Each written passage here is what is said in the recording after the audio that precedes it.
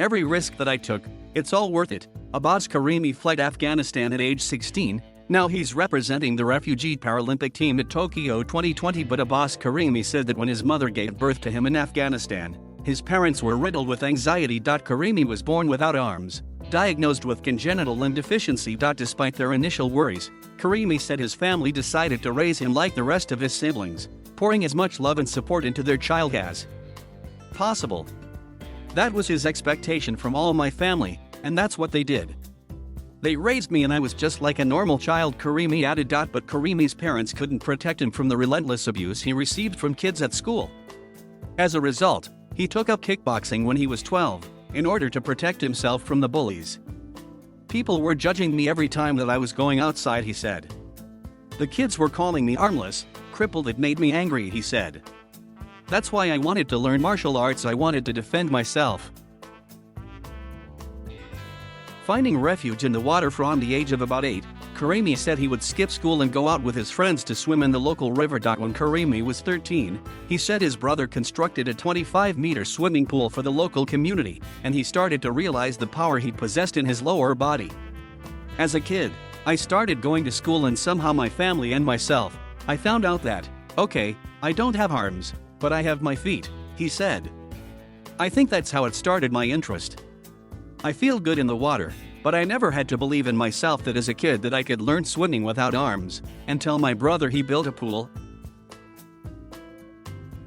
I put a life jacket there and there was a lifeguard there, and I asked him, can I learn swimming? He said, yeah, there's swimmers with no arms and legs that they learned how to swim. You know, you just don't have arms. Of course, you can. In the end, Karimi said it was the water that made him feel free. This is my freedom and I reborn every time I jump in the water. Fleeing Afghanistan. But Karimi's life changed when he was 16. He said he was fraught with anxiety. I didn't know that. Where are we going to end? Are we going to make it to Turkey? We didn't know because there was not just me, there was a lot of people. It was a horrible and a scary journey. It was a lot of fear, he said. I kept praying that I don't get captured, and I don't get in trouble. But somehow we got in Turkey. Every time I go back to that time that I went through, it's very scary. But I dared to do that, and I got it done. Karimi's journey from Afghanistan wasn't born out of free will but rather necessity. There's a lot of unsafe places where I used to live, he said. I just wanted to get out of there so no one can tell me what to do. I just wanted to be independent, just like everyone else wants to. I knew that swimming is going to make a great personality for me, and that's what happened, he said. I wanted to be something big, to be better than anyone else. But the point is, you don't have to be better than anyone else. You just have to be you, and that's it. Resettling in the US while Karimi was in Turkey, he won 15 medals including 2 Turkish national championships, but said he could not compete on an international stage because he didn't have valid documentation. However, his luck changed in September 2015. When former wrestling coach Mike Ives saw a video on Facebook of Karimi swimming and calling on the Afghan government to help him compete at the Rio 2016 Paralympics. Ives, who was supporting refugee athletes post-retirement, reached out to Karimi and liaised with the United Nations High Commissioner for Refugees to help Karimi resettle in Portland, Oregon in 2016. He's like my American father, another father figure to me. I thought it's not possible to go to the USA just like that. But he made it happen, Karimi told the International Paralympic Committee. Going to the USA gave me a second chance in life to pursue my dreams. Qualifying for Tokyo 2020, it felt like after 9 years, all these struggles, every part that I put in myself, every risk that I took, it's all worth it, and now it's real. Karimi said he has his heart set on making the podium, and will get the job done successfully. I'm very, very excited, very nervous. But I keep myself on the track and keep focusing on myself and get better every day, he said.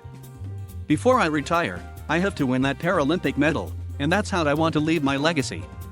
It probably will happen this year, or in the next 3 years, but it's going to happen, and I promise you that. It made my father proud. Karimi said he owes much of his success to Ives and his Afghan coach Qasim Hamidi. He saw me and he noticed that I can swim a little, then he taught me a couple of techniques and he said, I'm going to make a great hero out of you. I'm going to make a great champion out of you, he said. Then I started trusting myself. I kept swimming and swimming. That's how it gave me the belief that it doesn't matter if I have a loss of facility, I'm so young and I have determination. I know I have that motivation and, one day, I can become a champion. Karimi also paid tribute to his late father, and said when he received the news of his death in 2019, he felt like he was falling apart. I felt like I'm in the sky and I fall down to the earth, he added. Even my father, he didn't know that I'm going to be a swimmer and I'm going to be a champ one day. I created all of these things because it made sense for myself, and it made my father proud. Competing on the world stage, the para swimmer is aware of the increased visibility he has with his newfound platform. Now that he's competing on a global stage, Karimi said he wants to represent people with disabilities, as well as refugees. I know every disabled person in this world, doesn't matter if you don't have some part of your leg or your arm, but you have your brain, your heart, and you have to stand up and fight for it. And I'm one of them, he said. I will do my best to prove myself that it doesn't matter I don't have arms, I'm equal as a regular person that has arms and legs. As part of World Refugee Day on June 20th, Karimi was interviewed by famed novelist and fellow Afghan refugee Khaled Hosseini, an experience he called a big honor. We have a good friendship between us. I'm very proud of him, and I hope he is proud of me. And we're trying to do good stuff in this world, he said. It means no matter what we've been through, how much struggles we've been through as a displaced people, but we're strong and we want to do good stuff in this world and we want to make the world a better place. I always see hope. Having embarked upon a long and turbulent trek to Tokyo, Karimi's faith has remained his only constant. My father was a very religious person and he taught me everything about my religion, and I have a connection, a special connection between me and my God, he said. I made a lot of sacrifices. In every step, God, Allah, he was with me, and I felt that. My religion taught me to respect every single person and everything in this world. I don't judge the universe. I always see hope in every single time of my life. When God takes something from you, instead he gives you something else, and that's what I believe. Karimi has faced innumerable hardships throughout his life, but his boundless sense of optimism and gratitude seems to exceed any heartache he may feel. Everything I did in the past 9 years is because I don't want to live as a regret person the rest of my life. I know that I could be a lot of things and I have a lot of skills, but swimming was the only thing that was making me happy, he said. No matter what we are going through, no matter how life is difficult and so hard, I have learned that life is beautiful, and it's worth it to put yourself in every risk to achieve your goals and dreams and be the person who you are.